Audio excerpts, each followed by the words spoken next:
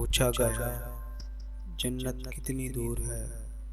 آپ صلی اللہ علیہ وآلہ وسلم نے فرمایا 2 قدم کے فاصلے پر۔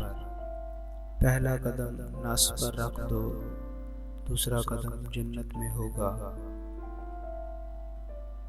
اپنوں کو ہمیشہ اپنے ہونے کا احساس دلاؤ، ورنہ وقت آپ کے اپنوں کو آپ کے بغیر جینا سکھا دے گا۔ فجر کے وقت کچھ لوگ تکیے پر سر رکھ کر سوتے ہیں اور کچھ لوگ مصلی پر سر رکھ کر روتے ہیں۔ سونے والے خوبصورت خواب پاتے ہیں اور رونے والے خوبصورت تعبیر پاتے ہیں۔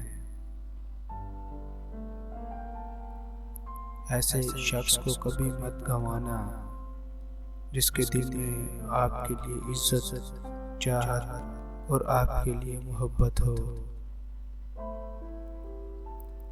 اپنی خوشی کے لیے کسی دوسرے کی خوشی خاک میں نہ ملاؤ، کیونکہ وہ خوشی بیکار ہے جس کے پیچھے کسی کے آنسو ہوں۔